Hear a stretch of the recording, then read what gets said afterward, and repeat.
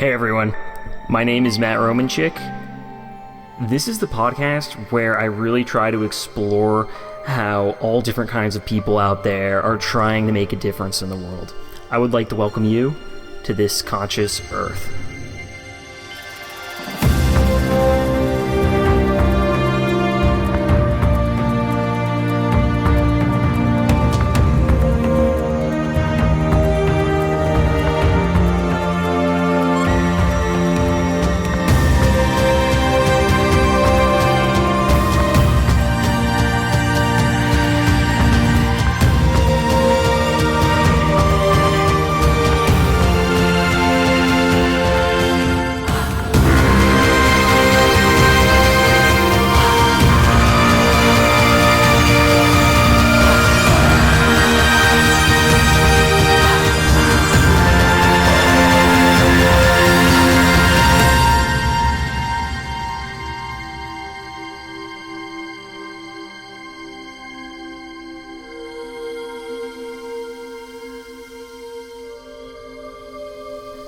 Shout out to John Arndt for that awesome opening track. You can hear that and all the other music featured on this show on my SoundCloud and YouTube. Just search The Conscious Vibe and you'll find all of that. It's actually called The Conscious Summer on YouTube at the moment. I might leave it as that. I might change it to The Conscious Vibe. I don't really know. I just know that Google won't let me change it back right now. So this is the final part in my conversation with Ryan Muetzel. Ryan is a personal trainer and coach and yoga teacher. He's been actively involved with medicine, health, alternative health, and holistic healing and training for many years now. He's worked with a number of professional athletes, and he's currently based in Austin, Texas.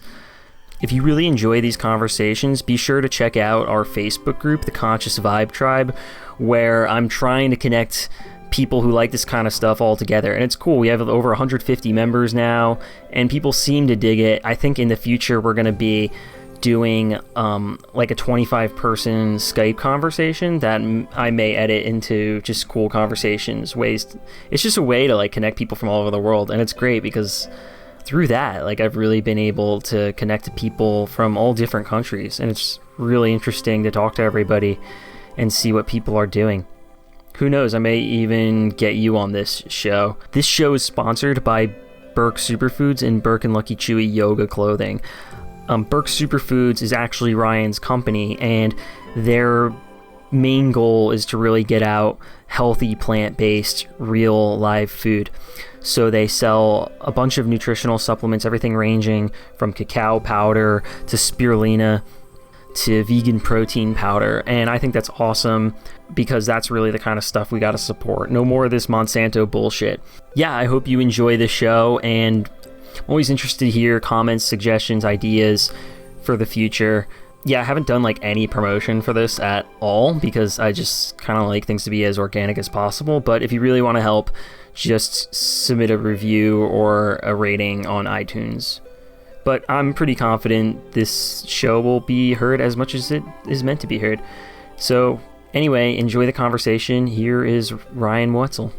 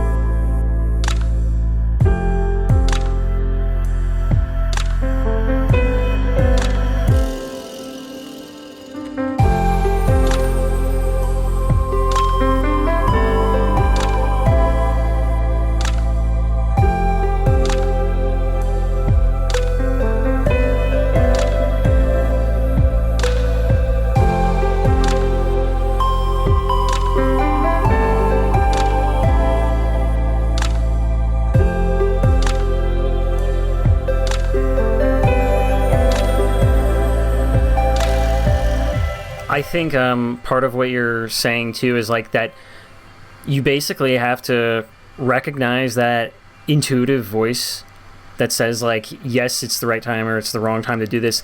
And a big part of being able to recognize and trust that intuitive voice is being healthy and having all these things in balance, where somebody who is living a garbage lifestyle isn't going to be able to recognize that voice as well that says, like, now is not the time to do this, or like, now is the right time where it's going to help you, as well as have the willpower to even make such a decision. Oh, I would agree 100% with that. And yeah, like what you're saying, a lot of times in Chinese medicine, what we get a lot, and what one of my teachers would always tell me is that the part of you that is like, you know, infinite and eternal and all that, that's like actually you and who you are, and everything else just isn't you.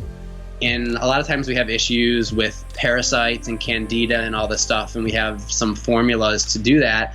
And if your entire body is filled with parasites and candida and all these other things, they're the ones who are actually giving you the information. There's a great a video in a book actually called Parasite Rex. I don't know if you've seen that. No. But it's incredible how strong these creatures can be, and they literally take over people's bodies. Mm-hmm. Well, they say your gut bacteria is largely influential of your brain health, right? 100%. That's totally true. And if you're overwhelmed with all these, you know, parasites saying, you know, get me chocolate cake and I want my ice cream and more sugar and all this, well, that's what you're going to do, but that's not you. That's not your voice. That's the voice of a parasite inside of you as a host trying to get what it wants. So you need to be able to discern what's really you and what's not you. And once you get to that point, you're right, then you can utilize that information to make those decisions. Like in the supermarket, yes, should you be going on this journey, or, you know, should you just go for a walk in nature? And I think once you're in touch, like you said, it's very apparent. But the key, you're right, is taking the time to get to that place. Do you think that then, like, before people even experiment with something like psychedelics, that they should be living a healthy lifestyle? I can only say from my personal experience that I was in a very good place. Seemed like the complete opposite of you. I was in a great place and super happy and no issues, and it was just seemed like it was time. So from my own personal experience, I would say it definitely worked for me to be in that place.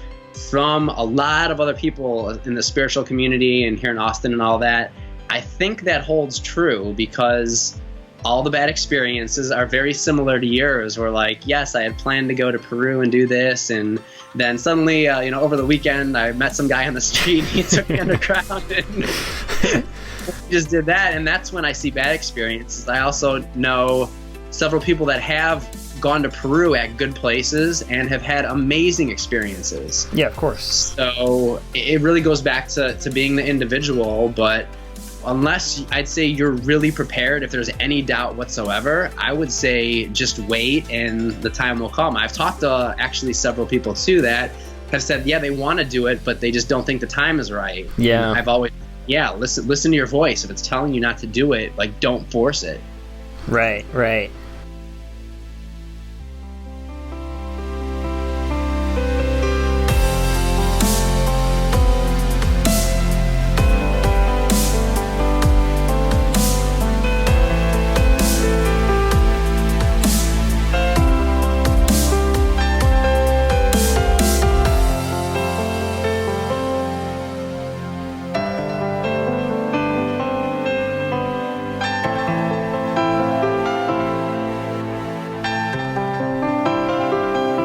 I kind of started on this path maybe when I was a sophomore in college, and I'm 27 now.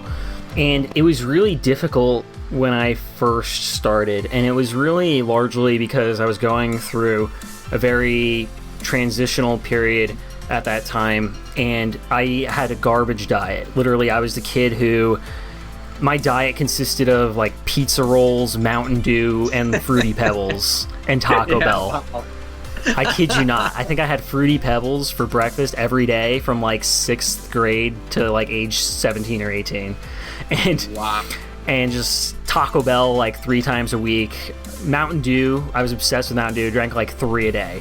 Like that was my diet. Literally, it was, and Doritos. Average college diet, right? Isn't that average of what most people are doing? It was garbage.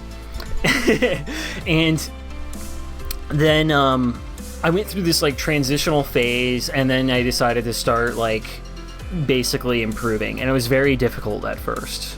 It was like, where do I even begin? And then eventually over time it became easier and easier and easier, and it became something that I really enjoyed doing. It was really fun.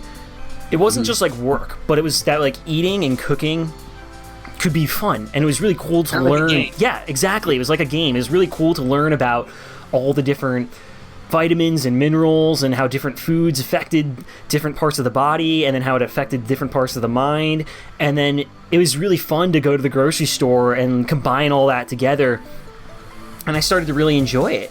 What do you say to people who were sort of coming from that phase where maybe they're like in college, or they're a bit younger, or maybe even older people, just people who it's like they know they want to eat better, but all this just seems so far away and overwhelming, where it's like, wow, I don't even know where to begin? The idea of making it a game and making it fun and just experimenting, I mean, kind of like what the entire college life is about, right? For the most part. Once you have that conscious decision, you want to make a change, the first thing I tell everyone, and kind of what we'll tell people at the Chinese medical clinics, is that if you make one change and you want to do exactly what you're doing, just start adding some juicing into what you're doing. You know, not super high sugar juices, cucumber, celery base. Usually we say like, 50% cucumber, 25% celery, and 25% whatever else you want to make it taste good. But just doing that, it gives them enough benefits where they're like, okay, what's the next step from here? Because like, I'm feeling better already. Like you want people to get some sort of a change. Right. They want to see how it's different first. They want to feel and be like, wow, like I actually, where I normally need to take a nap at 3:00 in the afternoon, I don't feel like I need to take a nap today. And so once you get them there, it's usually pretty easy to just kind of slowly push them on the next steps, which is you can really mimic any taste or flavor using, a lot of the plants and fruits and everything. It's not all that difficult. And from a lot of the lectures I did, the nature of health, the most simple, basic advice I give to everyone is look at your plate, look at what you're eating throughout the day. How close is it to actual nature? Are you eating an apple, or are you having an apple that's been juiced and pasteurized and added sugar and packaged and sat on a shelf for a year? Yeah. So just make the shift, just eat the apple instead of having the GMO apple juice. Eat living things, like actual living food. It's like we're living beings. Our bodies are made up of cells and water. What we eat is going to become us. Yes. The idea of raw foods is that if you eat foods that are alive, then you live. If you eat foods that are dead, well, then you become more dead, essentially. So, well, all energy comes from the sun, too, originally. So the closer we eat to the sun, the more energy we're getting.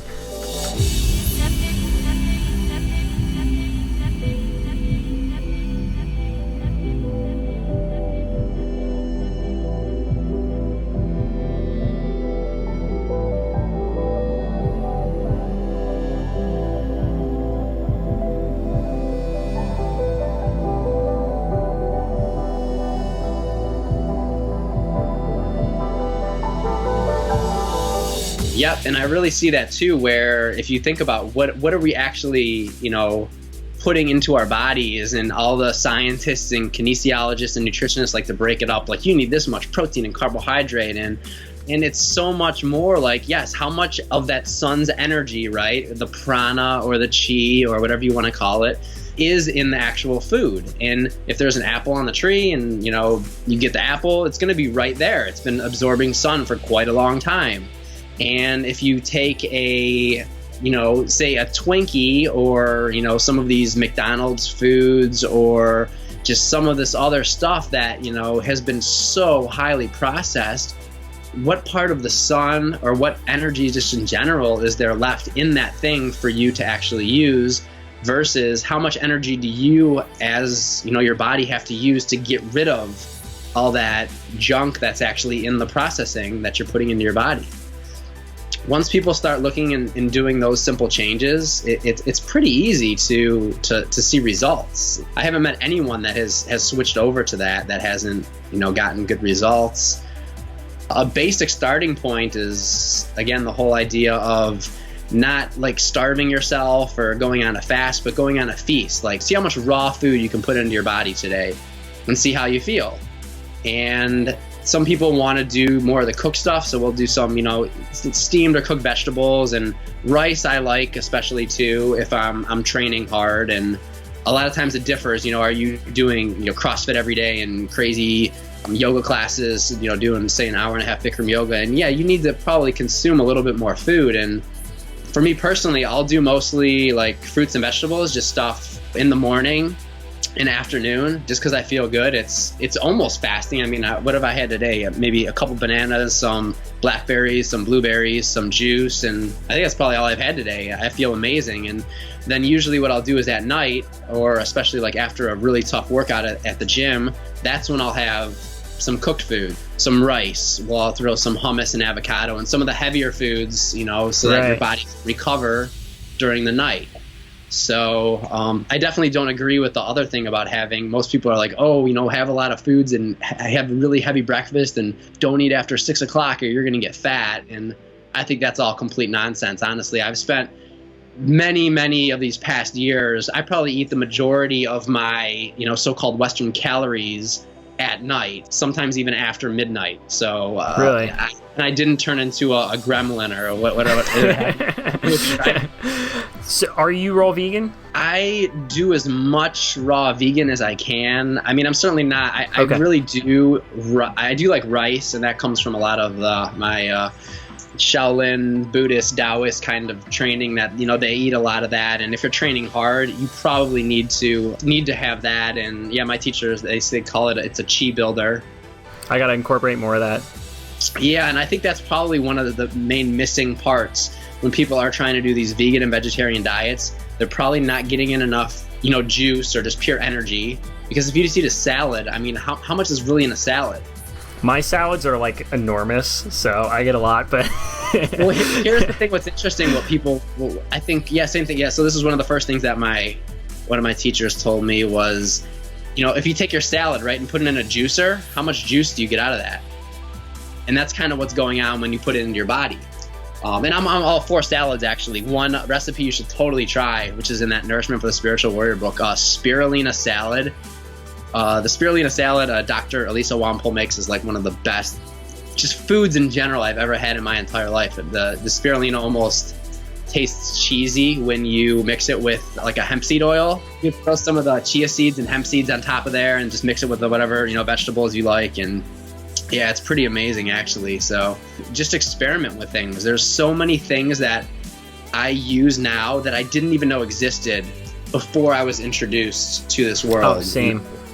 And it's just amazing that people just want to keep doing the same thing, the same pattern. They want to go to the same fast food joint or donut joint and order the same thing. And it's like, hey, guess what? There's this thing called golden berries and goji berries and, schizandra and, this maca and reishi mushrooms. And it's almost unbelievable how many different types of fruits and vegetables or avocados and all this exist. And you go to a supermarket, there's only one kind of, available there. There's one avocado, there's a Hass avocado, there's maybe one or two different types of apples.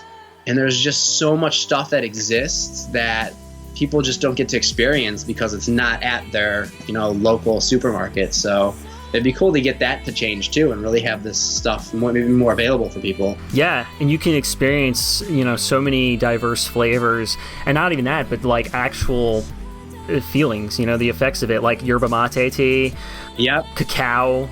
Great. And there's all sorts of stuff. One of the things I need to do more of, I think, is, like you said, incorporating rice. Mm-hmm. I'm a pretty small guy. I'm like 132. I do like to do a lot of different workouts or like different types of training or like rock climbing and such like that. So it's like I do need to, I think, incorporate more muscle density. So finding a way to do that in this context is something I struggle with. So what would you recommend? Definitely like rice, avocado, hummus, and they even have a lot of almost like raw kind of like chips and stuff now you can have it that is healthy. And that for me is really filling, especially the rice. The rice, you have a couple bowls of rice, you're usually pretty good. And It seems to be more of a natural filling feeling as opposed to like, say, like eating a pizza. Right. Brown rice, white rice? Funny enough, I like the white rice personally. It just seems like it digests easier. I mean, I have both, certainly, once in a while. Do you like quinoa?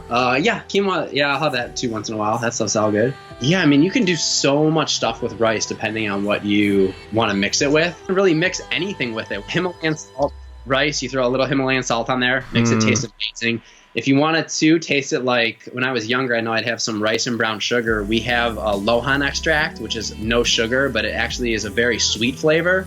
So I actually love putting our lohan extract on the rice with a little bit of salt. It's just like absolutely amazing. Lohan is monk fruit, and it's what the monks would use to kind of strengthen their blood after their training. Really? So a lot of times when people want to eat a lot of sugar, it's because your body needs to build blood because it needs to recover, right? Your body's trying to build blood to produce the organs, the bones, the muscles, and all that. And unfortunately, a lot of times people will eat the really, really bad sugars because their body doesn't have enough nutrients to produce that. And that's what this lohan extract is really good, because it allows your body to do that. But it doesn't have the crazy effects of sugar, such as spiking your insulin, your glucose, all over the place. So that's a huge one that I definitely recommend to anyone who has blood sugar issues, anyone with diabetes. Using that as a sugar substitute, I think works really, really well. Oh, you know what I want to ask you? Have you ever done sun gazing? Oh, yeah, definitely. For workouts now, I don't even walk into the gym and be like, I'm going to do this, and this. I actually kind of use intuition now for workouts. But I have a list of things, like I know at least like once a week I want to get this done. I want to do this at least once a month. And I definitely try to do sun gazing, at least once a week. And it's another one of those things where you have to start off slow. Like I think in the beginning when I did it, you like look at it and you're like, oh my gosh, my eyes are burning. And right. I think it's supposed to be either at sunrise or sunset, right? Yep. Yeah. And but just take baby steps. Like I think I started off doing it like I was going to do it for like 5 seconds, and then like next day, like a few more seconds and a few more, and then eventually you can get up to like a minute or something. And I'd say it's definitely worth checking out. Probably, again, you want to be healthy in order to do it. It's one of those things where it's not like, you're a couple 100 pounds overweight and you're sitting on the couch and, eating terrible food, and now I'm going to be a professional sun gazer. It's not a good transition. Yeah. I mean, the people who I think were originally doing that were like yogis living in the Himalayas. Yeah. It's like they've been practicing this kind of stuff for many, many years. Yeah, I think people hear about stuff and stuff trends, and people don't realize the journey or the time or the effort that maybe some people have put in to get to where they're at. And unless like you really have a discussion with someone about how long they've been doing it or how passionate they are about it, you just assume, like the Super Bowl, like, there's probably a lot of people that just watch the game and they just think that those people showed up and, oh, wow, and Tom Brady out of nowhere and, is able to lead the team back and win. And they didn't see him when he was, 8 years old and playing, and then in high school and then in college, and how many times he was in the weight room and how much yoga he did. And, people don't see that. They only see the end result of everything. And in their minds, they're just like, oh, wow, okay, I'm going to take a yoga class, and now I'm going to be a super yogi, and now I'm going to do sun gazing, and, now I'm going to experiment with psychedelics and become a super shaman. And it's a lot of time and effort that I don't think most people take into account when they see a lot of these people doing these things. Right. I mean, even for you, you said you've been, training since high school, probably before high school. No, when I was a kid, I remember for me to make I wanted to make the basketball team. Although my primary sport, I really liked, football and track and field, but I wanted to play basketball too. So I think before I enrolled there, between like 8th grade and 9th grade, I set up this insane training schedule that had me like practicing. It was like 8 hours a day. Like I'm going to dribble for a half hour and shoot free throws for a half hour and do all this. And I certainly didn't make it the whole summer like that, because it was like completely insane and just like no one should be doing that much. But yeah, I've been doing this since, I was a tiny little kid, and my dad was coaching me, playing ball and playing soccer, and then getting in with some of the best, coaches in high school and everything. And so It's not like I just showed up one day to the gym and people I'm sure see me at the gym and they see the flexibility and the strength stuff that I do. And I've actually seen people at the gym like see things that I'm doing and then try it and get hurt. Like just ask me questions, and I would always be the person at the gym if I saw something I didn't know what they were doing, or like, why are you doing this? And it's funny, I've had people come up to the gym and ask me, and they're usually more of the intuitive and people that are like in the right place to kind of learn about what I'm doing. And it's just really funny the difference between people just like watching someone and trying to like copy them versus like someone who will come, you know, ask, oh, how did you get this far? Or what does it take to do that? Right. It's also, I mean, the teachers are very important. Yes, very, very important. And I would recommend to everyone too with teachers is find someone who can actually do and still does something that you're interested in doing. So if I wanted to go, I mean, say I wanted to learn video editing, right? Like I think you would be a lot better teacher than say me enrolling in some like class over the weekend to learn how to do video editing. Right. I think so many problems that you're seeing now with the colleges and high schools and education in general is you have a bunch of people teaching who can't do what they're teaching people. Ooh, yeah. It's funny, I'm one of very, very few people who's kind of in both worlds, where like I go to the gym, I've worked with some of the best professional athletes in the world, and I'm taking master's kinesiology classes where I see so many people kind of go one way or the other. You know, you get into the training thing and like they're only doing the training thing or the education thing, right? You get your degree and then you go get your master's and you go get your PhD and suddenly you're a professor, but you've never actually done anything. That's totally the difference. And you're seeing that too, like you mentioned before with the ayahuasca, these shamans down there, you know, they may have been raised since they were a kid doing that, versus like you have some person who goes down there, you know, does an ayahuasca retreat and suddenly comes back to the US and they're an expert in a couple weeks. Yeah, I think actually a lot of them are raised from kids. And I mean, this even stems into other disciplines as well, not even just fitness, but really with anything. Especially, I even tell people when it comes to meditation, it's the same thing. Is when you look at Zen Buddhism, you have to understand that a lot of this stuff was done in a setting with a teacher. Yep. And that was very important. The Sangha is very important. The community is very important. When you're going into those sort of states, whether it's psychedelic states or deep states of consciousness or deep meditation, if you're in a negative state of mind or if you're not prepared, then that's gonna have a really bad impact. And it's the same thing. It's like if you're exercising, if you're trying to do something and you're doing it the wrong way, or like you're doing yoga, a lot of people, they just get like yoga DVDs or do yoga YouTube videos or whatever, and it's like, that's great, that's awesome, but it's completely different when you actually have someone there to like guide you and say like, no, like a downward dog is done this way, you know, like here, like move your back a little bit, or just make those little adjustments. That's super important. Oh, I agree with you 100% on that. And from my knowledge from, you know, friends and, you know, business partners and colleagues in India, is that a lot of the yoga that's done there with the gurus is one-on-one. They don't have group classes. Oh, wow, really? Yeah, where, you know, there's one teacher and like 30 people show up with their mats and do their yoga. You know, it is one-on-one. It's just like Chinese medicine where every person's treated as an individual. And I see that so much here in the US. The big issue I see, even though I enjoy some of these classes, like the Bikram yoga, I think is good. Once you get to a certain point, it can be very difficult if you're not. And there's core power yoga here in Austin. And the only problem I see with that is so many of the teachers, and, you know, obviously, like you mentioned earlier, it is mostly female. But a lot of them, when they were younger, they were gymnasts and they were dancers and they spent all this time cheerleading and got really, really flexible. And then they get older and they're teaching yoga class, but it was from all that flexibility they learned when they were younger. There's very few to almost, you know, no people that I know of that really, I guess, have the ability to work on people when they get older, and especially athletes. You know, if once you get a guy in there who weighs 300 pounds and can bench maybe 400 or 500 pounds and squat, 500-600 pounds, having him do a downward dog, I think it's being more treated as an individual instead of these group classes, which, can be fun once in a while, but I just don't think you get the same benefit out of it. I certainly did not get to my level of flexibility by taking any group classes whatsoever. It was all myself and, a friend one-on-one, putting in hours at the gym, and, sometimes there were other people, but it's really taking that individual time, with someone who knows what they're doing.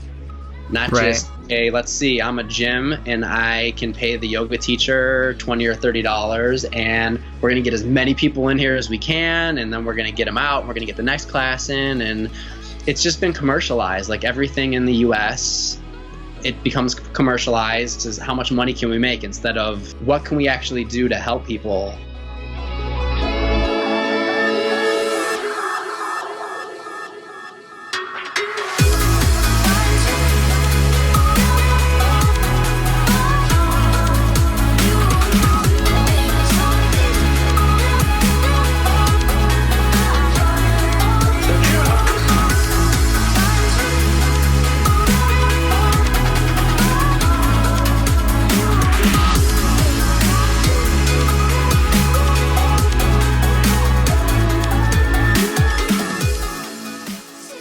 And it's funny, one of the massage therapists that I go to, Eric, he's actually amazing. He owns this company called Lucid Light. He told me what would be one of the biggest things in the world to change is that if through like corporate governance, instead of having to like basically doing what's best for shareholders, say all these big companies, what if they did what's best for people?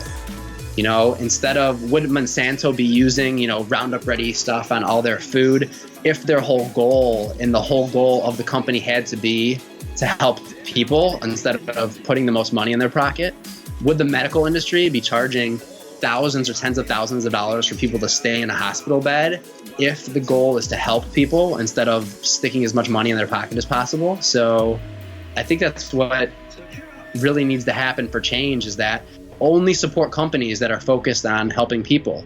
If a company is going to be out there and their number one thing is to increase the stock price, we need to get more shareholder equity and we need to do whatever we can to maximize this value, just don't support that company. And no one shows up and no one should work there. And once that starts happening, that's when I think we'll see some real change in this world.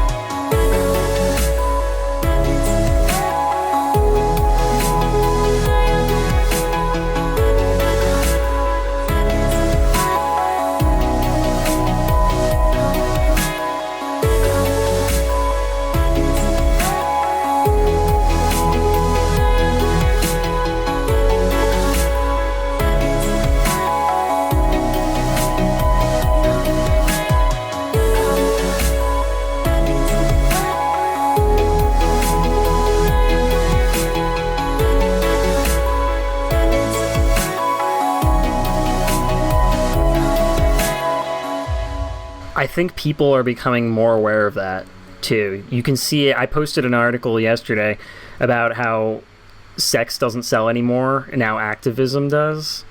And I think we're gonna start seeing that more, because people, you can find with the internet, you can find out anything you want to know about a company. Basically, everyone cares about stuff.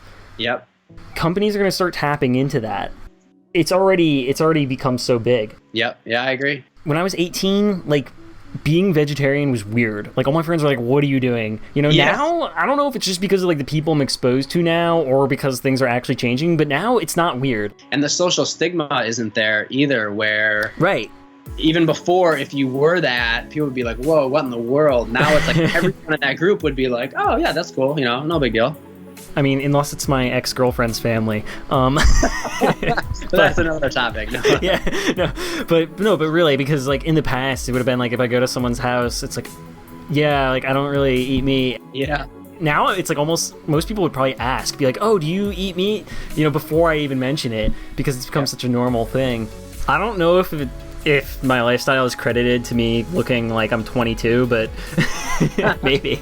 Oh, totally. As soon as I'll have to, when I shave here, I still have people that think that I'm just an undergrad in college, and yeah, it's funny. Pretty incredible the difference. That's why I can really manipulate my age just based on growing facial hair out or just completely shaving it. I can kind of do a 15 age year shift. They're just starting to see the health benefits in people that I know. They just see some people are getting healthier and some people are getting significantly sicker. Yeah. And I just notice a pattern with people that, the more plant-based foods they're eating, the less junk and the less sugar and the less, dairy and meat they're putting into their body, they usually just feel healthier.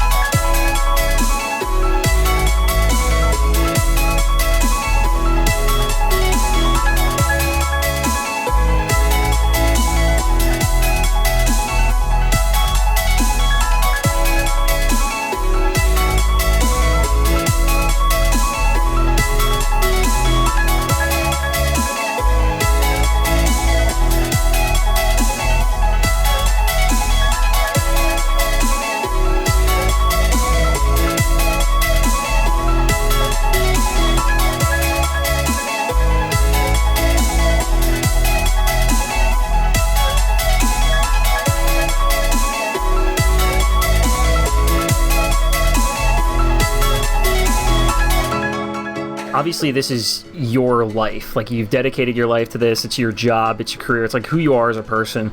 But for a lot of people who might be in college or just have other things taking up a lot of their time, or just don't have a lot of money, because a lot of this stuff is expensive too. It's expensive to buy all this stuff, or it's expensive to take yoga classes or to join a gym, to buy organic food. So it's like for someone who's 19, living in a college dorm, what do you recommend for them?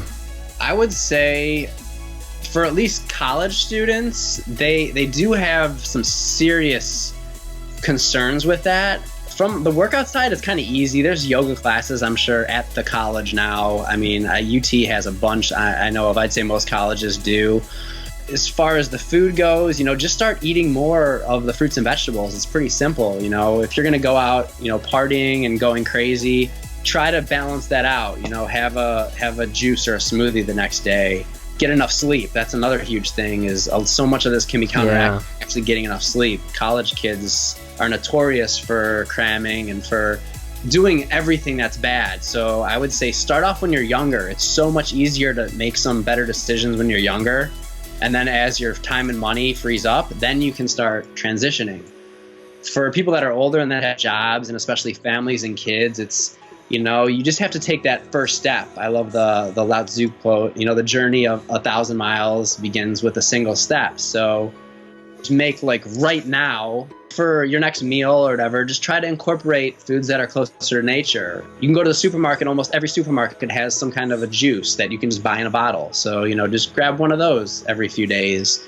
Eat some fruit. Grab a banana or an apple or a salad instead of, going for fast food, and just see how you feel. Experiment. You don't have to believe or listen to anything that I say. Try it out for yourself.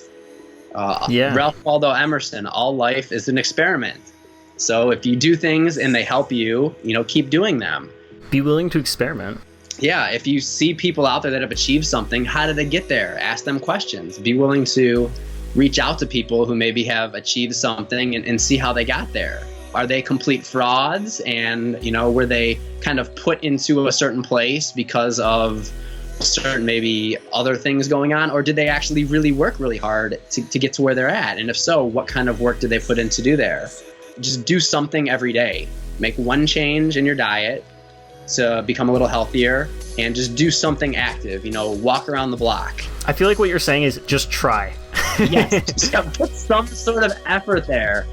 And it's funny because I get a lot of that kind of simple thing from my parents, who have actually done a lot actually since I've made this change. They actually have distilled water at their house now, and they eat a lot of vegan, vegetarian foods, and really they go on walks, and they're way healthier than, you know, anyone else their age, I would say.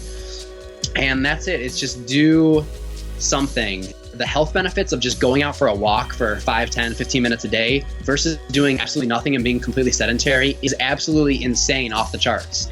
Like, the most benefit is gained by, you're right, just putting forth some kind of effort versus, like, you know, someone who's like spending like an hour and a half at the gym doing an extra like 15 minutes or 30 minutes. It's so insignificant at that point, where it becomes almost like cosmetic, or you're a professional athlete. But that first step, that first little bit every day, is what makes mountains of difference when it comes to, you know, reductions in pain, when it comes to longevity and all health, you know, determinations of mortality, you know, being able to reduce those factors. And there's plenty of studies out there. You can do all the research you want. I mean, I'm in a class right now where we look at those studies every day. And it's that first step that, you know, going home after a day at the office, sitting all day, to sitting on the couch eating potato chips and watching TV shows for 2 hours, for doing a 15-minute walk, and then doing that is just all the difference in the world. From eating terrible foods all day to, you know, say switching over one of your Coca-Colas or Mountain Dews to, you know, a juice or a kombucha. Right. So just take that step. If you feel better, keep going. Yeah, you can also incorporate it with other activities. So, like, rather than just going for a walk and being like, oh, I need to go out and take my walk, incorporate it with something you're interested in. I'll go out and be like, okay, I'm going to go for a hike, or I'm going to go do some photography. Yep. Incorporate it with stuff you like. We have a property that's getting built up north that has, there's like a 48-foot dodecahedron dome with, like, it's going to be a whole healing center. There's like eight There's a huge food truck, medical offices, juice bar, and all that. It's going to be all in one place. But we want to have enough room to have like small kind of like musical concerts there. That kind of stuff doesn't exist around here. You know, I mean, I'm the kind of person where in New Jersey, I've managed to find a way to pretty much get anywhere within like 10 miles of here through trails. Yeah. And I know like all the vegan restaurants and health food stores like within 20 miles of here, and they know me. But I'm driving like 10 minutes. Like, I'm driving all over the place. Where like somewhere like Austin, you can just walk out your front door probably. Oh yeah, I mean they have like vegan food at the gas stations here and stuff like that. So. Really, that would be like my heaven. I can't even comprehend like that level of awesomeness. I mean, within a couple miles everywhere, there's like a juice land that has, you know, juices and smoothies, and there's other juices all over the place. Whole Foods everywhere. There's yoga studios. I mean, yeah, yoga studios like every couple miles. There's like a Whole Foods, Sprouts, a local Wheatsville, which actually is my favorite, HEB, and they all have like organic food, juices, kombuchas, like everything all over town. You make me so jealous. All right, like I go to like my gym actually has like the yoga classes I like the best. Yeah. And I've gone to like so many yoga studios, but like other than that, like the closest yoga studio is like probably 20 minutes away from here. Wow. Which is an awesome yoga studio. Like I love them, and I went to them for a long time. But you know, it's like I'm in the minority in this area. Yeah. I'm sure. Austin got voted #1 place to live in the U.S. The U.S. News and World Report. I think they just released it a few days ago. I find a lot of people want to leave and like go to somewhere like Austin or like Costa Rica or Hawaii or something, California. And you know, it's like as awesome as all that sounds, and like I would be totally at home. Like I still have like a tremendous love for my hometown, and I still like really connect to the nature and even the weather. Like I've adapted to the point where I can go walk around outside like in the winter pretty much. And all this talking about food has made me starving because I'm still fasting today. Oh wow, yeah. You know, switch to feasting, but yeah, feasting. I do. I'll feast after. Maybe I don't know. I don't want to break it again, but maybe I'll go like make a really awesome meal or something. Oh, another suggestion too is that I don't know. I didn't get into that much, but distilled water. Like I've only drinking distilled water for like 5 years. So yeah, that's another good one that, especially if you're fasting, that will help because the distilled water actually pulls all the toxins out. That's what actually all the like bodybuilders and like UFC and boxers will use to lose weight. because it literally just boom pulls all those toxins out. So if you're fasting, the whole point of that is to get your body to get rid of that. So that'll actually help with that process too. You mentioned it in your video a bit. You recommend using a distiller, right? I did do, yeah. Or you can just go to the store and have it. That actually, unfortunately, I've gotten a little bit lazy sometimes with that too. That's easy, 99 cents to pick up a gallon there at at a local store. All right, Ryan. Cool. Sounds good, Matt. Great chatting with you. Keep coming out with awesome music that I can listen to. Yeah, absolutely.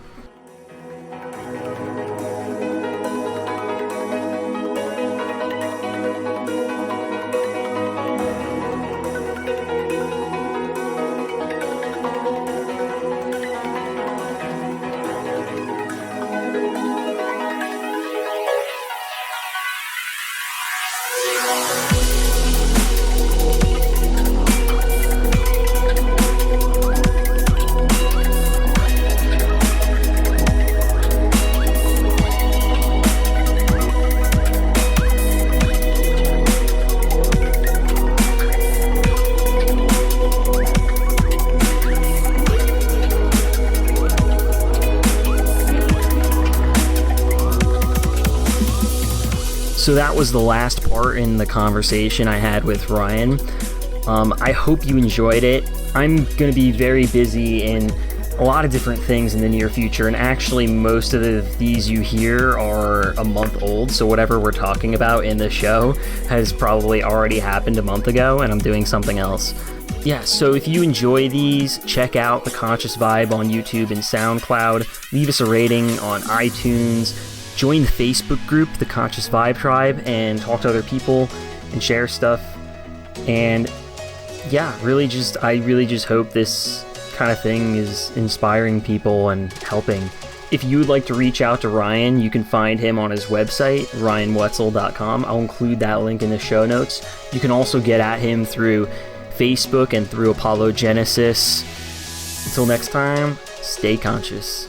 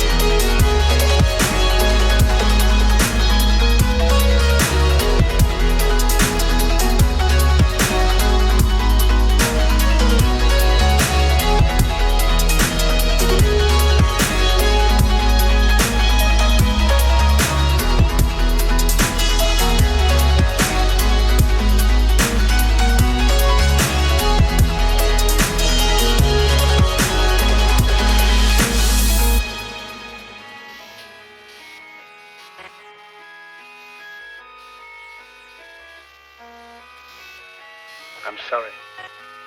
But I don't want to be an emperor. That's not my business.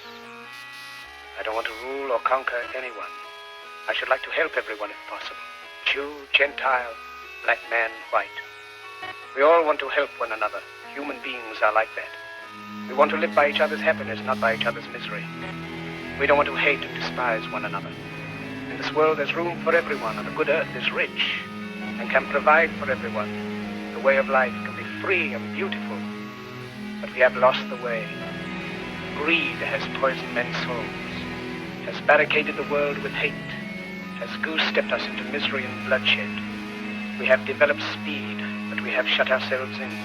Machinery that gives abundance has left us in want. Our knowledge has made us cynical, our cleverness hard and unkind. We think too much and feel too little.